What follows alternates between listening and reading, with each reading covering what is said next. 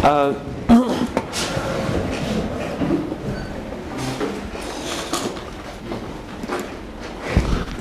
आज का लेक्चर है वो बेसिकली हम लोग पहले तो स्टडी कर रहे हैं। मैंने आज सैटरडे को ख़ास तौर पे ये लेक्चर इसलिए लिखा है बिकॉज इट्स रिलेटिवली रिलैक्स्ड।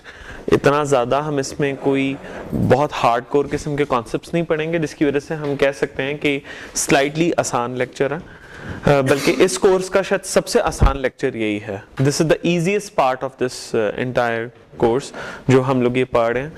लेकिन एट द सेम टाइम ये जो हम पढ़ने जा रहे हैं ये एसक्यूएम में पढ़ाना ज़रूरी होता, और इसको पढ़ाना इसलिए ज़रूरी है क्योंकि टीक्यूएम का पर्सपेक्टिव स्टूडेंट को देना ज़रूरी है कि टीक्यूएम क्या है। थोड़ा सा उस पर बात करेंगे।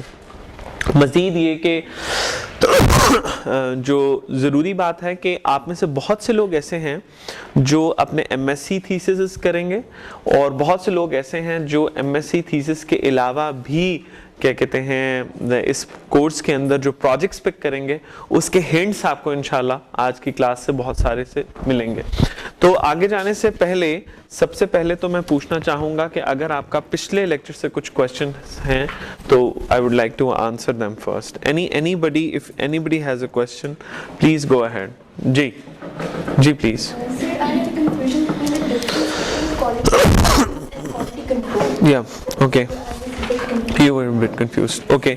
देखिए पहली बात तो आपको ये याद होना चाहिए है कि प्रोडक्ट, प्रोसेस, पीपल और प्रोजेक्ट, जब हम इनकी बात करते हैं और हम कह रहे हैं इनकी क्वालिटी इंप्रूव करनी है तो प्रोजेक्ट, प्रोसेस और पीपल ये तो है ही काम क्वालिटी एश्योरेंस का, ठीक है, और प्रोडक्ट काम क्वालिटी कंट्रोल वालों का है। लेकिन एक बात याद रखिएगा कि जो कंफ्यूजन जिसकी वजह से होती है वहां पे मैंने कहा पीपल, प्रोडक्ट, प्रोसेस और प्रोजेक्ट। अब बेसिकली ये क्यूसी का काम है और क्यूए का काम ये है। इन अदर वर्ड्स इसको इंप्रूव करना क्यूसी का मेन ऑब्जेक्टिव है और इनको इंप्रूव करना क्यूए का मेन ऑब्जेक्टिव है, ठीक है, ये बात। लेकिन होता क्या चक्कर है, होता ये चक्कर है कि जब क्यूए वाला किसी प्रोसेस को इंप्रूव करेगा तो प्रोसेस इंप्रूव करने के लिए उसको लोगों को भी इंटरव्यू करना पड़ेगा और उसको डिफरेंट प्रोडक्ट्स को भी देखना पड़ेगा, क्योंकि products are outcome of the process. ये जब आप आगे चलेंगे तो आपको मजीद मैं समझाऊंगा कि किस तरीके से ये हो रहा है। इसी तरह अगर एक क्यूए वाला किसी प्रोजेक्ट को देख रहा है तो processes work with in the project and people work on the project. हवा को तो जाके नहीं वो करेगा ना, उसको अल्टीमेटली लोगों के पास जाना पड़ेगा। इसी तरह जब एक क्वालिटी कंट्रोल वाला किसी प्रोडक्ट को जाके चेक करेगा तो अल्टीमेटली होगा ये कि उसको लोगों से बातचीत तो करनी पड़ेगी किसी ना किसी तरीके की, और किसी प्रोजेक्ट के ऑब्जेक्टिव्स को ही वो देख रहा होगा। लेकिन ऑब्जेक्टिव्स जो हैं उसके हिसाब से मैंने अलग बात बताई है आपको, और जब आप अपने ऑब्जेक्टिव्स को अचीव करने के लिए डिफरेंट तरह के सोर्सेस को इस्तेमाल कर रहे हैं ये एक अलग बात है। जी, और questions? Sorry, the one who is in the quality control, he won't be looking at the processes. He won't be looking at the processes, but you know, if there is a product being produced that is consistently wrong, then certainly he might go and check कि जिस process से वो चीज बन रही है वो आया सही है या नहीं, ठीक है। Basically, quality control का main concern end product से होगा कि वो according to their demand he not only end product but also the products that are made during the project life cycle और प्रोजेक्ट से रिलेट जो कर रहे होते हैं उनके ऊपर। आज इसके ऊपर मैं शुरुआत अभी यहाँ से ही करने लगा हूँ, इसके ऊपर ही बात करने लगा हूँ। और जी, और क्वेश्चंस? आउटकम प्रोडक्ट भी हो सकती है, तो इसमें दोनों चीजें जी।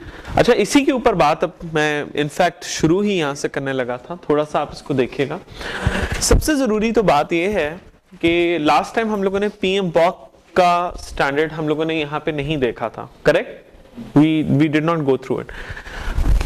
प्रोजेक्ट मैनेजमेंट इंस्टीट्यूट जो कि पीएमपी प्रोफेशनल भी लोग एग्जाम पास करते हैं, उसकी मैं डिटेल में तो नहीं जाऊंगा क्योंकि मैं सॉफ्टवेयर प्रोजेक्ट मैनेजमेंट का कोर्स नहीं पढ़ा रहा, लेकिन एक स्टैंडर्ड प्रोजेक्ट जो है उसके अंदर 5 फेजेस हैं। मेनली 2 फेजेस हैं, कॉन्ट्रैक्ट से पहले, कॉन्ट्रैक्ट के बाद का फेज। कॉन्ट्रैक्ट से पहले, कॉन्ट्रैक्ट के बाद। इसमें प्रोजेक्ट के अंदर सबसे पहले फेज है इनिशिएशन का।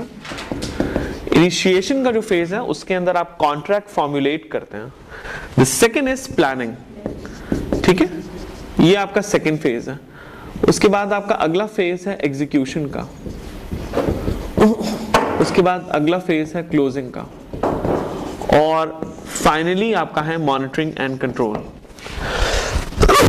अब जितनी भी दास्ताने हरम शुरू होती है ना, वो बेसिकली यहीं से शुरू होती है और यहीं पे आके खत्म होती है। जब आप बात करते हैं, ये एक क्या है, पूरे का पूरा ये एक प्रोजेक्ट लाइफ साइकिल है। दुनिया के हर प्रोजेक्ट का लाइफ साइकिल ये होगा, चाहे वो सिविल इंजीनियरिंग का प्रोजेक्ट हो, चाहे वो टेलीकॉम का हो, चाहे वो सॉफ्टवेयर इंजीनियरिंग का हो, वो इसी लाइफ साइकिल से गुजरेगा। ये लाइफ साइकिल हम लोगों को PMBOK बताता है, जो project management body of knowledge है। ये एक स्टैंडर्ड है, और स्टैंडर्ड किस चीज का है, प्रोजेक्ट मैनेजमेंट का स्टैंडर्ड है, और इसको लिखता है PMI प्रोजेक्ट मैनेजमेंट इंस्टीट्यूट है, US से पेंसिल्वेनिया के अंदर ये मौजूद है। अब ये जो आपका प्रोजेक्ट लाइफ साइकिल है, इसके अंदर you being software engineers and computer science people, जब आपको अंडर ग्रेड पे ट्रेनिंग दी थी, तो आपको अंडर ग्रेड पे ट्रेनिंग ये दी थी कि आपने प्रोजेक्ट का software development life cycle execute करना। और सॉफ्टवेयर डेवलपमेंट लाइफ साइकिल क्या है, requirement, design, development, testing, deployment, maintenance में भी, दैट्स इट। ये आपका waterfall model. Now having gone through this waterfall model, just remember कि ये वाटरफॉल मॉडल चलता किस तरीके से है। पहले तो आपके प्रोजेक्ट का, अगर मैं इसके पैरेलल बनाऊं, तो आपके प्रोजेक्ट का रिक्वायरमेंट फेज कुछ यहां से शुरू होता है and it goes till the end, क्योंकि आप रिक्वायरमेंट गैदरिंग तो यहां पे कर लेते हैं, लेकिन रिक्वायरमेंट मैनेजमेंट जो है, या अगर मैं इसको तोड़ दूं, रिक्वायरमेंट्स को मजीद तोड़ दूं, तो रिक्वायरमेंट गैदरिंग तो आपने कुछ इस टाइम तक कर ली। अब आप देखें ओवरलैप्स हैं यहाँ पे। ओवरलैप्स क्यों हैं? क्योंकि प्लानिंग अभी मुकम्मल तौर पे खत्म नहीं हुई, लेकिन थोड़ी थोड़ी एग्जीक्यूशन शुरू हुई, और जो SDLC है पूरे का पूरा, वो एग्जीक्यूशन का पार्ट है।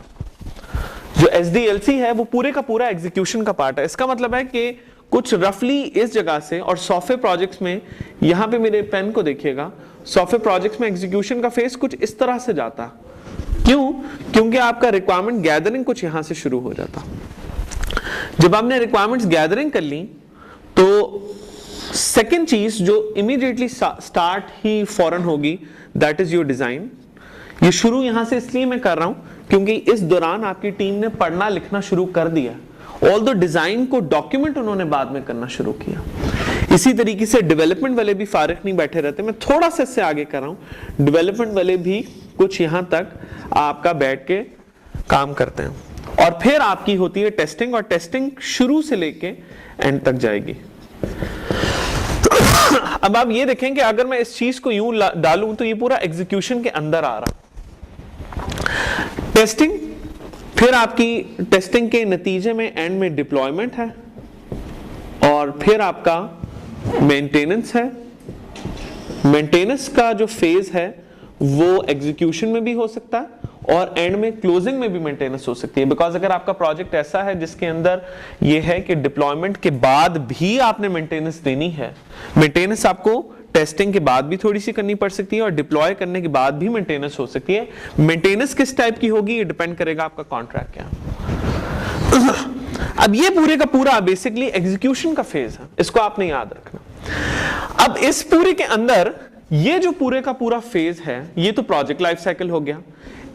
ये किसने पूरे का पूरा मैनेज करना है? ये आपके प्रोजेक्ट मैनेजर ने मैनेज करना।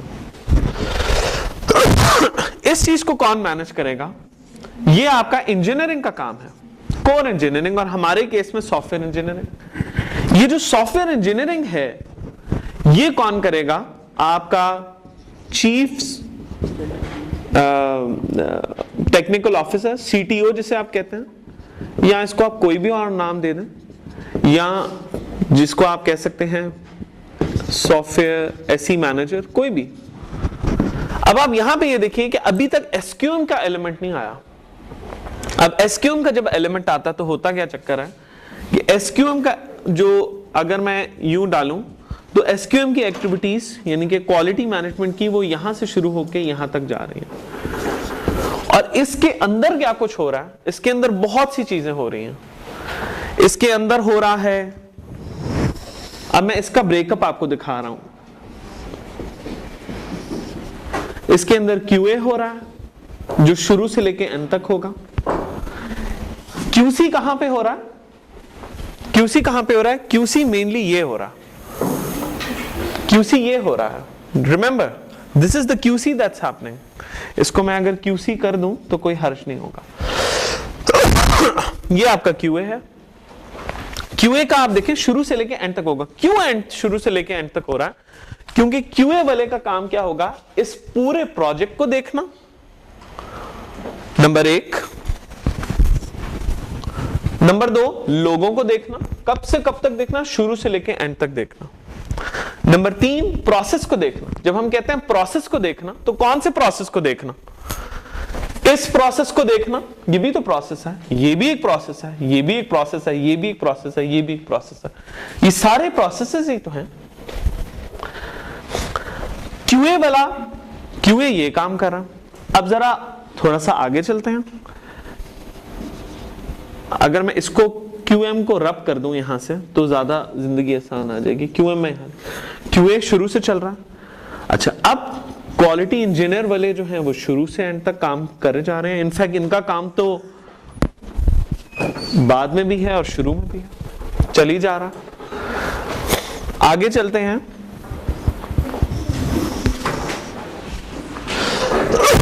क्वालिटी सपोर्ट वाले, जैसे कॉन्फ़िगरेशन मैनेजमेंट की सपोर्ट देना, शुरू से लेके एंड तक चलेगा प्रोजेक्ट के, ठीक है। अच्छा, मजीद और बहुत से प्रोसेसेस हैं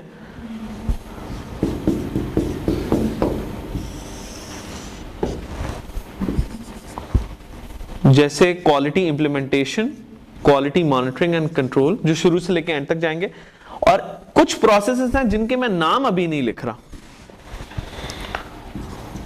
क्यों? क्योंकि ये वाले जो प्रोसेसेस हैं, ये जब मैं आपको CMMI पढ़ाऊंगा तो हम उसमें पढ़ेंगे एज KPAs, की प्रोसेस एरियाज के तौर पर, और ये की प्रोसेस एरियाज प्रोजेक्ट्स के अंदर चलेंगे। तो QA वाले ने इन तमाम प्रोसेस को काम उसका काफी ज्यादा हो गया ना, क्योंकि उसने प्रोसेस करना। अब प्रोसेस क्या चीज है ये देख लेते हैं, ये समझने की बात है। जब आप प्रोसेस की बात करते हैं, किसी भी प्रोसेस को पकड़ लें तो प्रोसेस के अंदर क्या है? किसी भी प्रोसेस का कोई आउटपुट है, कोई इनपुट है। इनपुट क्या हो सकता है? कोई डॉक्यूमेंट, मैं इसको लफ्ज वर्क प्रोडक्ट भी कह सकता हूं और मैं डिलीवरेबल भी कह सकता हूं। इसके बारे में मैंने पिछली दफा बात भी की थी। डिलीवरेबल क्या? किसी ने ये पूरा प्रोसेस जो है ये चला रहा जो बंदा, उसका नाम है अली, एग्जाम्पल। अजीम नाम के बंदे ने एक डिलीवरेबल बनाया, तो अजीम ने एक डॉक्यूमेंट अली को दिया, तो अजीम का डिलीवरेबल है टुवर्ड्स अली। अली जो आउटपुट प्रोड्यूस करेगा ये अली के प्रोसेस का डिलीवरेबल है, और ये जो आउटपुट है ये किसी और बंदे के लिए इंपॉर्टेंट होगा। अब क्वेश्चन इज, एक प्रोसेस प्रोजेक्ट मैनेजमेंट भी तो है, एक प्रोसेस प्रोजेक्ट मैनेजमेंट भी तो है। तो प्रोजेक्ट मैनेजमेंट के जो डिलीवरेबल्स होते हैं वो कॉन्ट्रैक्ट के अंदर मेंशन होते हैं, क्योंकि ये जो डिलीवरेबल्स हैं ये आपने कस्टमर को देना है। और जो बाकी प्रोसेसेस हैं, मतलब डेवलपमेंट का डिलीवरेबल क्या हो सकता है? कोड, उसका डिलीवरेबल हो सकता है सो मेनी अदर थिंग्स, जैसे डेवलपमेंट प्लान, जैसे बिल्ड्स, एक्सेट्रा एक्सेट्रा। इन पे हम मजीद आगे चल के बात करेंगे। तो ये जो डिलीवरेबल्स हैं ये आगे हो सकता है किसी के लिए इंपॉर्टेंट हो। अगर वो किसी के लिए इंपॉर्टेंट है तो हम कहेंगे इस प्रोसेस का डिलीवरेबल है अगले बंदे को। तो प्रॉब्लम जहां पे आती है ना, अंडरस्टैंडिंग ऑफ कस्टमर हमें जाननी है सबसे पहले कि कस्टमर क्या चीज है। कस्टमर वो कस्टमर नहीं है जो यहां पे खड़ा है जैसे PTCL। नो, कस्टमर इज, हर प्रोसेस का कस्टमर अलग हो सकता। इसका मतलब है कस्टमर आपका इंटरनल भी है और एक्सटर्नल भी। External customer main project management के प्रोसेस का होता है, और इंटरनल कस्टमर्स भी हैं। तो जब मैंने लफ्ज कस्टमर इस्तेमाल किया और मैं कह रहा हूं कि आपके डिलीवरेबल्स क्रिएट होंगे, तो डिलीवरेबल आपके कस्टमर को जा रहे हैं, किस कस्टमर किस चीज का, प्रोसेस का। मैं प्रोसेस के ऊपर दोबारा से आ रहा हूं। प्रोसेस के अंदर आपने कुछ काम किया ना, आपने काम किया, आपने इनपुट लिया और आपने आउटपुट दिया और आपने कुछ काम किया। तो इसका क्या मतलब है, कुछ काम करने के लिए आपको किसी तहरीर की जरूरत है, आपको किसी डिलीवरेबल की जरूरत है या किसी के वर्क प्रोडक्ट की जरूरत है। काम करने के नतीजे में आप कुछ डिलीवर करेंगे। डिलीवर क्या, डिलीवरेबल क्या है, डॉक्यूमेंट हो सकता है, कोड हो सकता है, कोई भी चीज हो सकती है। और दौरान काम आपने बहुत से वर्क प्रोडक्ट्स बनाए जो कि अगेन डॉक्यूमेंट हो सकते हैं, कोई कोड हो सकता है, कोई और चीज हो सकती है। इन तमाम चीजों को हम मिला के कहते हैं आर्टिफैक्ट्स। इसका क्या मतलब है, अब जरा इस पे आते हैं। अगर एक क्यूए वाले ने एक प्रोसेस का ऑडिट करना, मसलन इधर देखिए, मैं क्यूए वाला हूं और मैं ऑडिट करने जा रहा हूं डिजाइन के प्रोसेस का, तो मैंने किस चीज का ऑडिट करना है, एक तो डिजाइन के प्रोसेस का ऑडिट करना है कि किस तरह से डिजाइन हुआ, और मुझे डिजाइन के तमाम आर्टिफैक्ट्स का ऑडिट करना। जब मैंने कहा डिजाइन के तमाम आर्टिफैक्ट्स का ऑडिट करना है, तो इन अदर वर्ड्स मैं प्रोडक्ट का ऑडिट करूंगा, लेकिन किस चीज का product, product of the design. And in this case loves product का मतलब है work product, deliverables and all the artefacts. ठीक है, तो इस कंफ्यूजन को पहले दूर कर।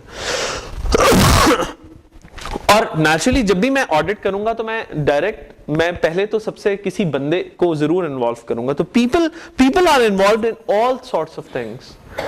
तो जहां पे कंफ्यूजन आती है स्टूडेंट को, ये है जब हम क्यूसी की बात कर रहे हैं तो हम बेसिकली इस चीज की बात कर रहे हैं।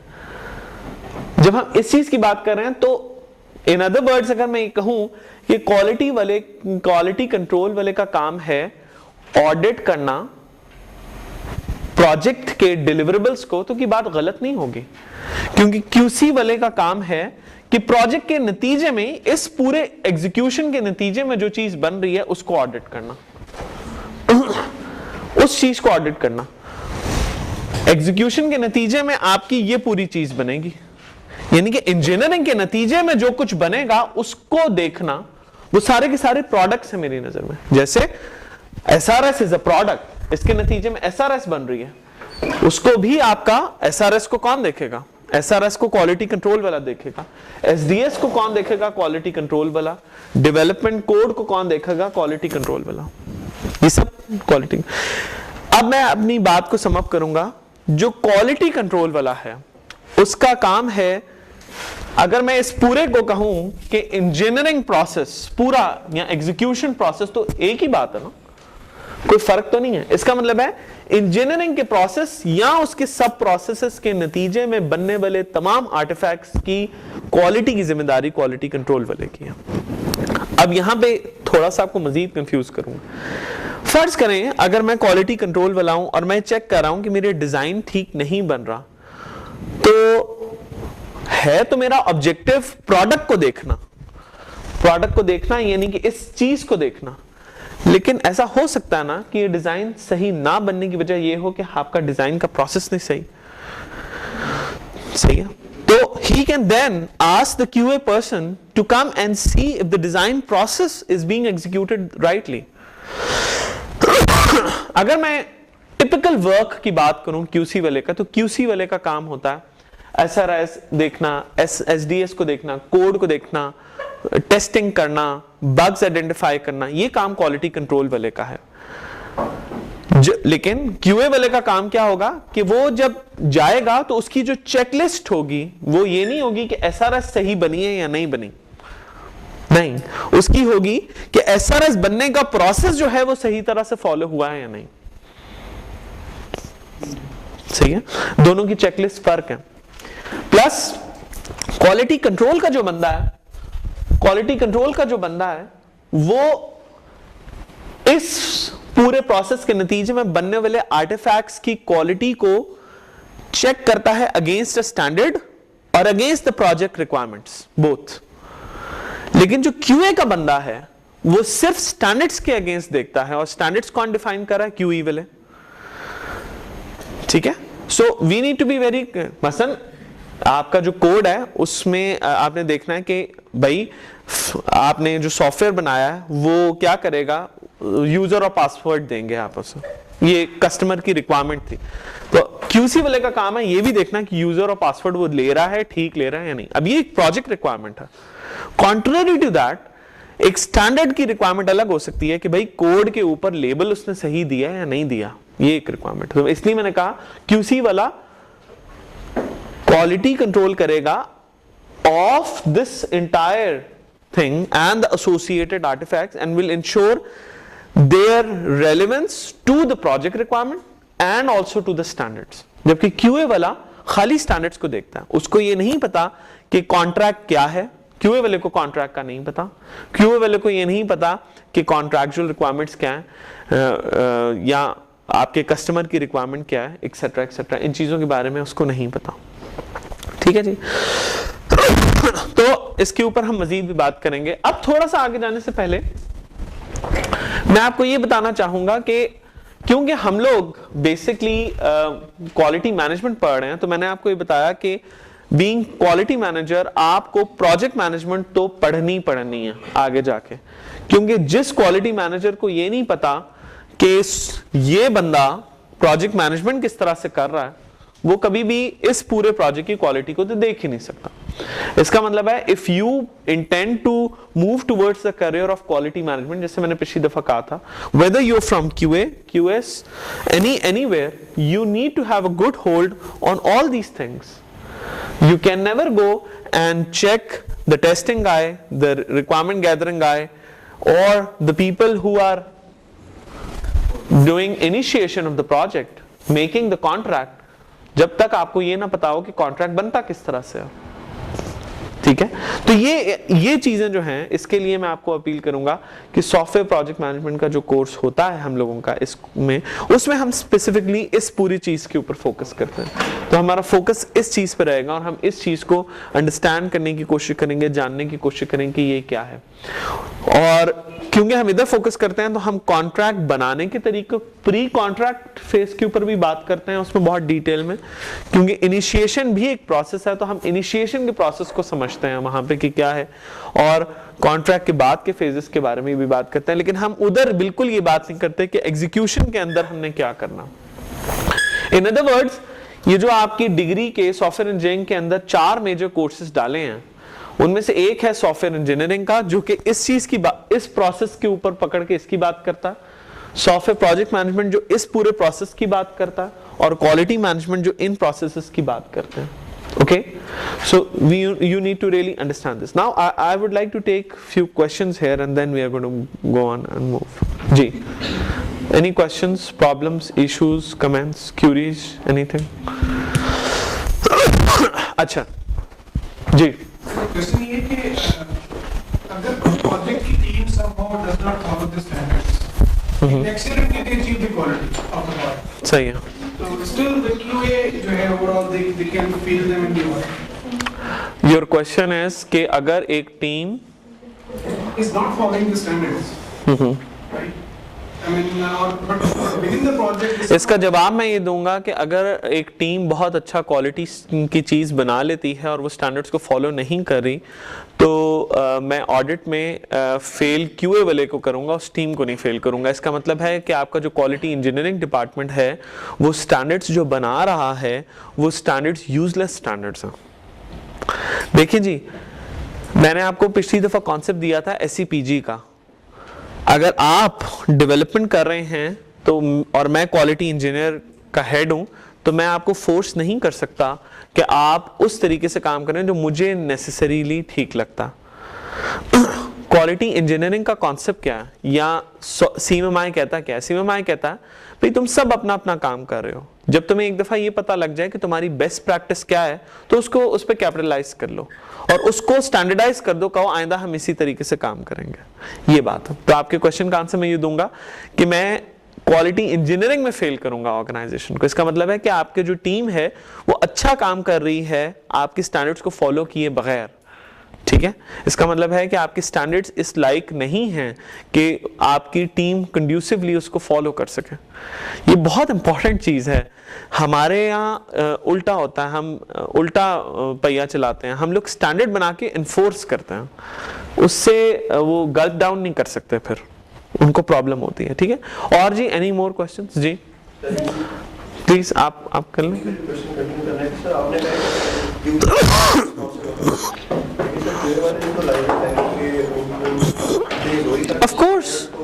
ऑफ कोर्स क्वालिटी, पूरी की पूरी क्वालिटी टीम के कुछ ना कुछ उसमें गलती जरूर होगी।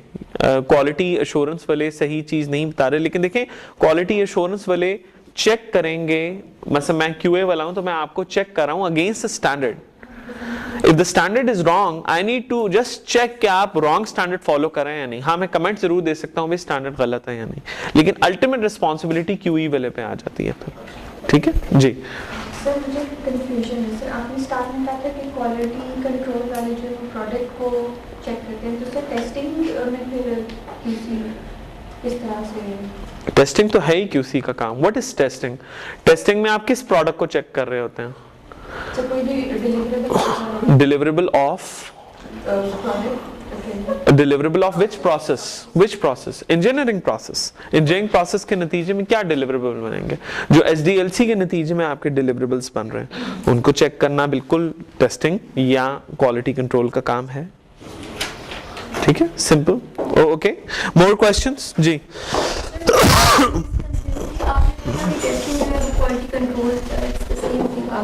It's not actually the same thing। मैंने पिछली दफा, हाँ जी, टेस्टिंग इज सॉफ्टवेयर टेस्टिंग, जिस चीज को आप कहते हैं ना, that is actually one small part of the quality control. इस पूरे काम को अच्छा करने के लिए, जिस तरह इस पूरे काम को अच्छा करने के लिए आपको PMBOK दिया गया है, इस पूरे काम को अच्छा करने के लिए जो स्टैंडर्ड है उसे आप कहते हैं ISTQB। ये स्टैंडर्ड है।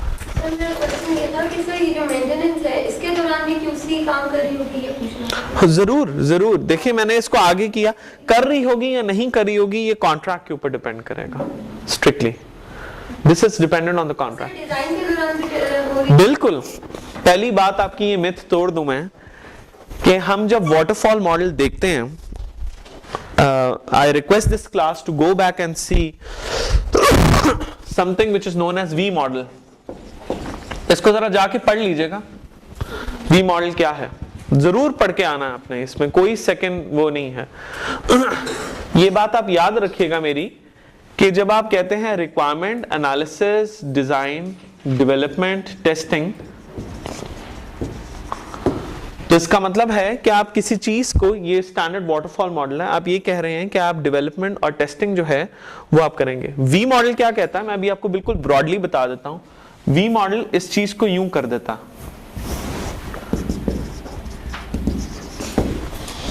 In fact V model is in more in practice. क्यों? V मॉडल क्या कहता है? V मॉडल कहता है कि तुमने ये टाइम है अब आपका।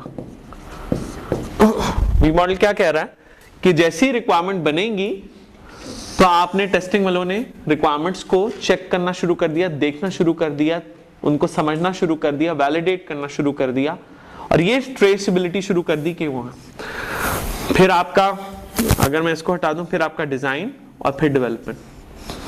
अब यहां पे देखिएगा, जब आप डेवलपमेंट करते हैं, when you finish off your development, तो सबसे पहले आपकी टेस्टिंग डेवलपमेंट की ऊपर होती है, कोड की, जिसे आप कहते हैं टेस्टिंग होती है, उसके मेथड्स हैं। सेकंड नंबर पे आप आर्किटेक्चर को करेंगे, फिर सिस्टम, फिर एक्सेप्टेंस। एक्सेप्टेंस टेस्टिंग जो है वो रिक्वायरमेंट्स के ऊपर हो रही है आपकी, लेकिन एक्सेप्टेंस टेस्टिंग तो V मॉडल जब आप जाके पढ़ेंगे तो आपको पता लगेगा शुरुआत इसकी बहुत शुरू से है। इनफैक्ट मैं करूंगा ये कि जब मैं आपको QC पढ़ाऊंगा डिटेल इस कोर्स में, तो मैं आपको V मॉडल खुद भी पढ़ाऊंगा डिटेल में, ताकि आपको पता लगे कि क्या है क्या नहीं। और जब हम QC पढ़ेंगे तो हम सॉफ्टवेयर डेवलपमेंट लाइफ साइकिल्स को दोबारा पढ़ेंगे इस कोर्स में, ताकि आपको पता लगे कि किस तरीके से टेस्टिंग की जाती है डिफरेंट चीज़ों की। अगर मेरे पास टाइम रहा तो मैं, हो सकता है समर्स में ISTQB के ऊपर वर्कशॉप भी करूंगा, एक पूरी की पूरी। मैं 4 डेज की वर्कशॉप करता हूँ। पिछली दफ़ा टेरा डेटा को मैंने ये वर्कशॉप कराई थी, उनके 12 एक बंदे थे, 4 ने तो एग्जाम दे भी दिया और क्लियर कर लिया है। आप इंटरनेशनल सर्टिफाइड सॉफ्टवेयर टेस्टर बन जाते हैं उसके, और बहुत ही मिनिमल पैसों का एग्जाम है वो, तो आप बड़े आराम से दे सकते हैं। ठीक है जी, तो इसके ऊपर हम मजीद बात करेंगे। अच्छा, वी मॉडल लेकिन आपने पढ़ के आना, ठीक है। तो ये कॉन्सेप्ट, ये मिथ आप तोड़ दीजिए कि टेस्टिंग का काम, टेस्टिंग वाले आराम से बैठ के हलवा खाते रहते हैं, जब डेवलपमेंट खत्म होगी तो टेस्टिंग करेंगे। टेस्टिंग का काम तो डे 1 पे शुरू हुआ है, जैसे मैंने ये कहा। इनफैक्ट यहाँ पे आप देखें, ये जो यहाँ से ये काम शुरू हो रहा है, ये इसलिए है क्योंकि वी मॉडल इन प्रैक्टिस है अब। ठीक है जी। जी सर, अगर मैं किसी भी प्रोडक्ट की क्वालिटी को मेजर कर रहा हूँ, उसमें QA QC दोनों ही प्रोसेसेस आएंगे? क्वालिटी को मेजर करने का काम जो है, उसके लिए CMMI का एक KPA है, जिस तरह मैंने यहाँ पे लिखा कि कुछ को मैंने अभी लिखा नहीं है, जिसको आप कहते हैं मेजरमेंट एंड एनालिसिस। उसके बारे में जरा हम बाद में बात करेंगे। मेजरमेंट एनालिसिस को बहुत हम डिटेल में डिस्कस करने वाले हैं जी। Actually, all software development life cycles origin from waterfall, and V model does not mean कि आप waterfall नहीं कर रहे हैं। हम आगे जाके मैं पढ़ाऊंगा, बेसिकली आप waterfall ही कर रहे होते हैं। ठीक है, ये बात आप याद रखिएगा जी। जी, रिक्वायरमेंट लेवल से टेस्टिंग शुरू होती है। मैं आपसे एक क्वेश्चन करता हूं, SRS के अंदर आपने रिक्वायरमेंट्स लिखी हुई हैं, ठीक है। जब आप कस्टमर के पास जाते हैं और कस्टमर को कहते हैं कि हमारा प्रोडक्ट रेडी है, तो कस्टमर के साथ आपकी एक्सेप्टेंस टेस्टिंग होती है। ठीक है, जो एक्सेप्टेंस टेस्टिंग होती है, उसके लिए जो टेस्ट केसेस बनते हैं वो SRS से ओरिजिनेट होते हैं, SDS से या कोड से ओरिजिनेट नहीं होते।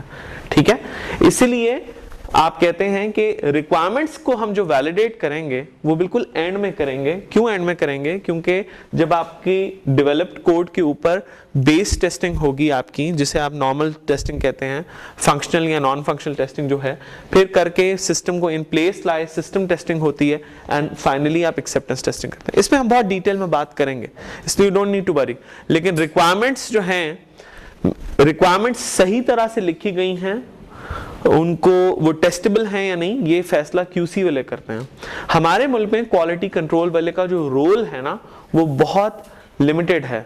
जब मैं आपको जाके QC पढ़ाऊंगा तो आपको पता लगेगा कि अगर QC का काम टोटल इतना है, और अगर आप QC में हैं तो आप शायद इतना काम कर रहे हैं, बस।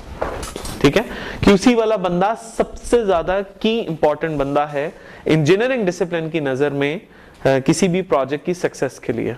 ठीक है जी। जी, आपका क्वेश्चन।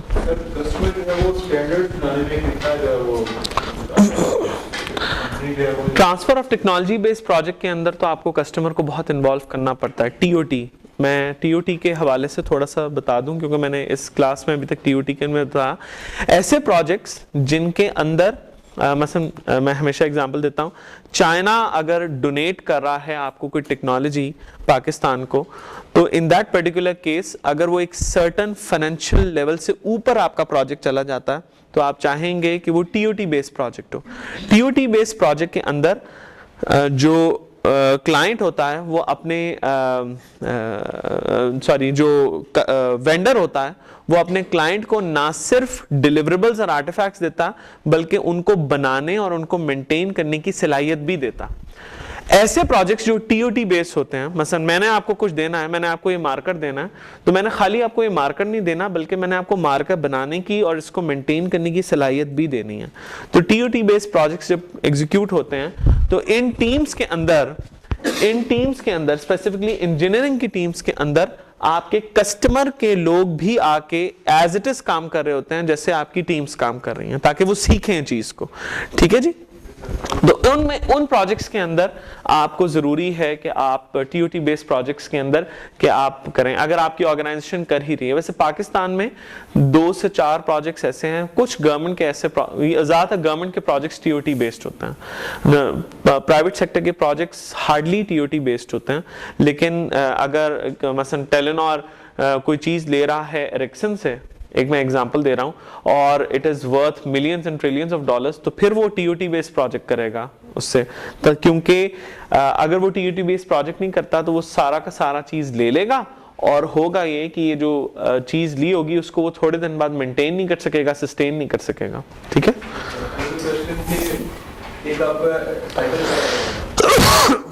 उसमें आप स्टैंडर्ड्स रिव्यू करते हैं, तो आप कैसे देंगे उससे आपका प्रोडक्ट जो है प्रोडक्ट वो बेटर हो सकता है, तो उसको आपको पता ही नहीं कि ये फ्लॉ है।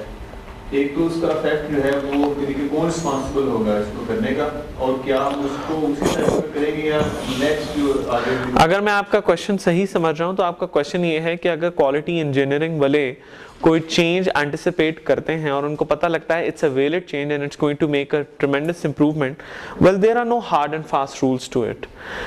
इस चेंज को कब इंप्लीमेंट किया जाएगा, ये क्वेश्चन उस वक्त किया जाएगा जब वो चेंज आएगी, और हर सिनेरियो में फर्क हो सकता है। कुछ सिनेरियोज में उन चेंजेस को रेडिली आप कर सकते हैं अगर आपका फाइनेंशियल लॉस कम है।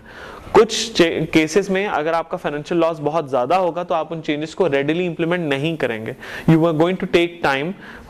लेकिन एक बात याद रखिएगा, जो प्रोसेसेस इंशाल्लाह मैं कॉन्फ़िगरेशन मैनेजमेंट में जाके आपको चेंज मैनेजमेंट पढ़ाऊंगा इस कोर्स में। तो चेंज मैनेजमेंट क्यों जरूरी है, क्योंकि आप इन तमाम चीजों को मैनेज करना चाहते हैं। ना सिर्फ इनको मैंने कॉन्फ़िगरेशन मैनेजमेंट शुरू से एंड तक इसलिए किया क्योंकि इसके आर्टिफैक्ट्स को भी आप चाहेंगे अगर उसमें चेंजेस हो रही हैं तो प्रॉपर चेंज मैनेजमेंट के थ्रू हो, इसके आर्टिफैक्ट्स भी प्रॉपर चेंज मैनेजमेंट के थ्रू हो, और अगर इनके प्रोसेसेस के नतीजे में कोई आर्टिफैक्ट्स में चेंजेस आ रही हैं तो वो भी चेंज मैनेजमेंट के थ्रू हो।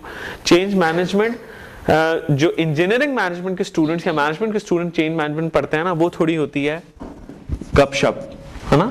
लेकिन जो हम यहाँ पे पढ़ेंगे चेंज मैनेजमेंट, वो एक स्टैंडर्ड एसओपी है CMMI का, KPA का, कॉन्फ़िगरेशन मैनेजमेंट और रिक्वायरमेंट मैनेजमेंट के KPA का, जिसमें स्पेसिफिकली आपको एक गाइडलाइन होती है वो फॉलो करनी है, which I am going to show you in the semester in the due course of time. जी आपने भी कहा वहाँ पे रिक्वायरमेंट के अंदर QC और वेरीफाई कर रहे होते हैं चीज़ें ठीक है नहीं हो सकती। लेट्स सपोज एक कस्टमर वो कहता है कि मैंने सर्च परफॉर्म करनी है इतने बिलियन रिकॉर्ड्स के ऊपर, मुझे सर्च रिजल्ट कर दें, लेकिन QC वालों के पास इतना बड़ा सेटअप नहीं हो सकता, उसके ऊपर उसको छोड़ देंगे।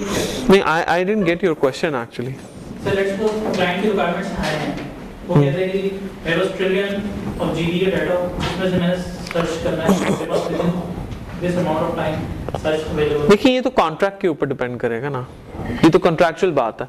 अगर एक ऑर्गेनाइजेशन इस तरह का काम कर ही नहीं सकती तो ऑन फर्स्ट को वो कॉन्ट्रैक्ट ही क्यों साइन कर रही है? नहीं सर, टेस्ट नहीं कर सकती। लेट्स सपोज अगर आपकी एक रिक्वायरमेंट CMMI का क्लॉज है रिक्वायरमेंट मैनेजमेंट की कि you can not take up a requirement that is not testable. If you can't test a requirement, you cannot put that in the as part of the contract. In fact, as auditor अगर मैं आपके पास आ रहा हूं तो मैं आपके audit को fail कर दूंगा अगर आपने कोई ऐसी रिक्वायरमेंट ली है जो टेस्टेबल नहीं थी और आपने ले ली। ठीक है, अब जरा जी प्लीज।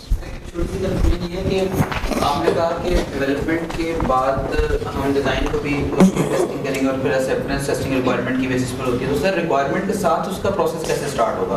असूलन तो देखा जाए तो डेवलपमेंट के बाद ही स्टार्ट होगा। आपने SRS लिखना शुरू किया और मैं टेस्टर हूं तो मैं आपके साथ SRS लिखूंगा रिक्वायरमेंट की। जी एब्सोल्युटली, जब आप SRS लिख रहे हैं तो मैं आपके साथ SRS लिखूंगा। जब आपकी SRS बनेगी तो ये मेरा काम है, इमीडिएटली सबसे पहले मैं बनाना शुरू करूंगा टेस्ट प्लान्स। कौन से test plans? Based on SRS, और उस टेस्ट प्लान को क्या कहते हैं? Acceptance test plan.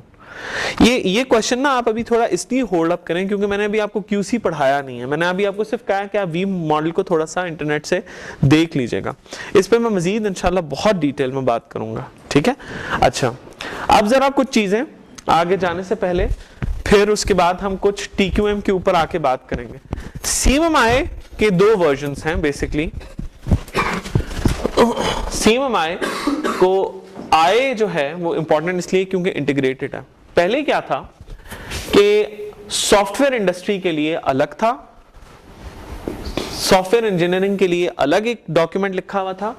पहले CMM होता था जिसमें सॉफ्टवेयर इंजीनियरिंग का अलग डॉक्यूमेंट था, सिस्टम्स का अलग डॉक्यूमेंट था, और इसी तरीके से IPPD, मैं भी आपको बताता हूं IPPD क्या चीज है, इसका अलग डॉक्यूमेंट था। और चौथा सप्लायर सोर्सिंग, चार चीजें हैं जिनका अलग अलग डॉक्यूमेंट्स थे। आई लव्स क्यों डाला? क्योंकि पहले ये चार अलग अलग डॉक्यूमेंट्स थे, इन चारों को मिला के एक डॉक्यूमेंट में डाल दिया गया, एक डॉक्यूमेंट में। CMMI का वर्जन 1.1 निकला। 1.1 जो था उसके अंदर क्या था 4 डिसिप्लिन्स के लिए ये यूज हो सकता है, और वो डिसिप्लिन्स कौन से हैं? पहली बात तो ऐसी ऑर्गेनाइजेशन जो सॉफ्टवेयर इंजीनियरिंग करती हैं। सॉफ्टवेयर इंजीनियरिंग का मतलब है ऐसी ऑर्गेनाइजेशंस जिन्होंने ये काम करना है पूरे का पूरा, दिस काम।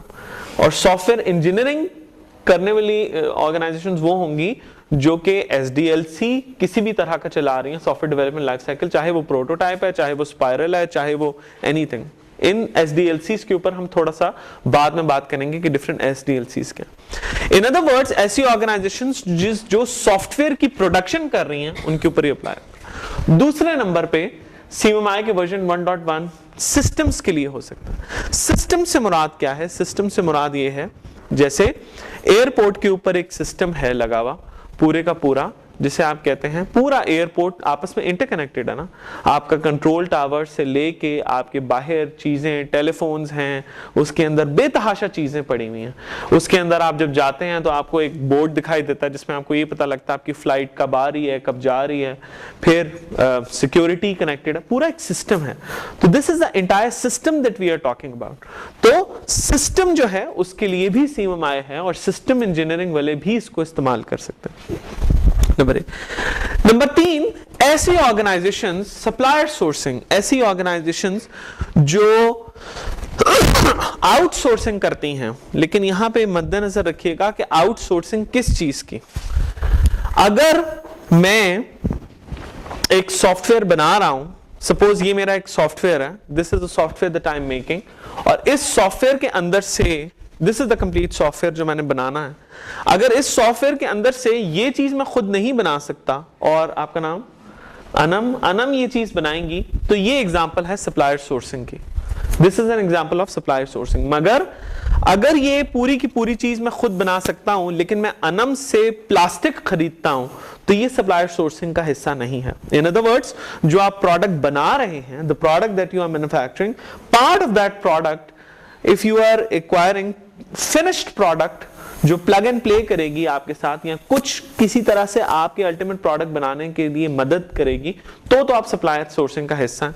लेकिन अगर आप सप्लाईज ले रहे हैं, लफ्ज सप्लाईज का मतलब है आपने कागज लिया, कलम लिया, प्लास्टिक लिया, 100 चीजें ली, तो ये जो है ये आपकी सप्लायर सोर्सिंग में का हिस्सा नहीं होता। एग्जाम्पल मैं ले लेता हूं। सपोज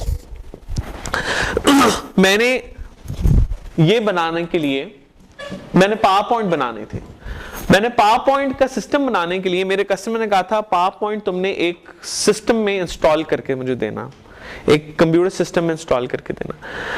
अगर मैंने सिस्टम इंटेल का मार्केट से जाके खरीदा तो ये सप्लायर सोर्सिंग का हिस्सा नहीं है। That's not part of this, क्योंकि ये मेरे फिनिश प्रोडक्ट के अंदर कस्टमाइज्ड नहीं है चीज जो मैंने खरीदी। In other words, it is COTS which is commercial off the shelf, मैंने चीज खरीद ली है, बनी बनाई चीज मैंने खरीद ली है, मटेरियल ले लिया है, कोई चीज ले ली है। Contrary to that, अगर मैं पावर पॉइंट बनाने के लिए कहता कि यार मुझे कोई बंदा इसकी कलर स्कीम्स डिफरेंट तरह की बना दे जिससे मेरे इनहेरिट होगा और डिफरेंट पावर पॉइंट्स के अंदर कलर स्कीम होंगी, तो ये मेरे प्रोडक्ट का कॉट्स नहीं है, कमर्शियल ऑफ द शेल्फ नहीं है, मैं बनवा रहा हूं किसी से वो। इन अदर वर्ड्स, सप्लायर सोर्सिंग कब होगी? अगर मेरा कस्टमर मेरे लिए किसी तरह की प्रोडक्शन स्पेशली करता है तो वो सप्लायर सोर्सिंग का हिस्सा है, वरना सप्लायर सोर्सिंग का हिस्सा नहीं है। ठीक है जी, ये बात आप याद रखिएगा जी। सप्लायर सोर्सिंग अभी डिसिप्लिन की बात हो रही है। सप्लायर एग्रीमेंट मैनेजमेंट एक KPA है, उसके बारे में अभी बाद में बात करेंगे जी, वो अलग है। उस आपका जो क्वेश्चन है उसको मैं थोड़ा सा होल्ड करवाऊंगा, इसलिए क्योंकि अभी हम लोगों ने सप्लायर सोर्सिंग नहीं पढ़ा, अभी हम खाली डिसिप्लिन्स पढ़ रहे हैं। ठीक है, अच्छा, आखिरी चीज है IPPD। ऐसी ऑर्गेनाइजेशंस जिनका प्रोजेक्ट लाइफ साइकिल या पूरे का पूरा ये जो मैन्युफैक्चरिंग लाइफ साइकिल है ये जियोग्राफिकली डिस्ट्रीब्यूटेड है, उनके लिए IPPD लिखा गया है स्पेसिफिकली। अब ये जो CMMI के 4 डिसिप्लिन्स हैं, इनके ऊपर हम मजीद भी आगे जाके बात करेंगे। सबसे बड़ी बात, हर ऑर्गेनाइजेशन उठती है और कहती है मैं CMMI सर्टिफाइड हूं। हाँ, बड़ी गलत बात है ये। पहले तो आप बताएं आप CMMI सर्टिफाइड किस वर्जन पे हैं? 1.1 पे हैं या 1.3 पे हैं? आपकी जो सर्टिफिकेशन होती है उसके ऊपर लिखा होता है कि मैं वर्जन 1.1 पे सर्टिफाइड हूं। दूसरा, आप किस डिसिप्लिन के अंदर हैं, ये पहले आपने जानना है कि आप किस डिसिप्लिन के अंदर हैं, किस वर्जन के ऊपर हैं। This is the first question, it's very big thing. तो आप ये नहीं कह सकते कि मैं CMMI सर्टिफाइड हूं, उसका मतलब है आप हर चीज में ही सर्टिफाइड हैं, ऐसी बात नहीं है। This is a false statement. अब इंटीग्रेटेड प्रोडक्ट एंड प्रोसेस है या इंटीग्रेटेड प्रोडक्ट एंड प्रोजेक्ट है? Integrated IPBD, integrated process and product. आपने दूसरा क्या बोला? नहीं, प्रोजेक्ट नहीं है, ठीक है।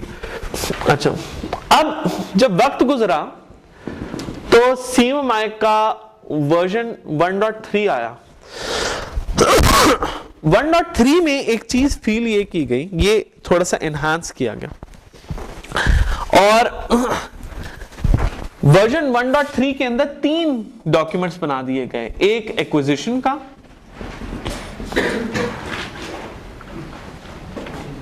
एक डेवलपमेंट का और एक सर्विसेज का। क्यों बनाया गया? क्योंकि आईटी इंडस्ट्री के अंदर जनरली उन्होंने फील किया ऐसी ऑर्गेनाइजेशंस हैं जो कि कोर प्रोडक्शन कर रही हैं सॉफ्टवेयर की। जैसे एग्जांपल ले लेते हैं, बेंटले सिस्टम जो आपकी है वो प्रोडक्शन करती है, ठीक है। लेकिन कुछ ऑर्गेनाइजेशन ऐसी हैं जो सर्विसेज देती हैं। जैसे मेरी ऑर्गेनाइजेशन के अंदर हम लोग सर्विसेज देते हैं कंसल्टेंसी की फॉर टेस्टिंग, QC की सर्विसेज देते हैं। नेटसोल ने दुबई में एक सेक्शन खोला है जो QC की सर्विसेज देता है। इसी तरह कॉल सेंटर, इसी तरह डिफरेंट। तो सर्विसेज से मुराद कौन सी सर्विसेज हैं? ऐसी सर्विसेज जो IT या इंजीनियरिंग, सॉफ्टवेयर इंजीनियरिंग से रिलेटेड सर्विसेज हैं वो। तीसरा आ गया एक्विजिशन। एक्विजिशन क्या है? ऐसी ऑर्गेनाइजेशंस जो कि चीजें खरीदती हैं और उनको बनी बनाई चीजें खरीद के, मास लेवल पे खरीद के, कस्टमाइज चीजें खरीदी।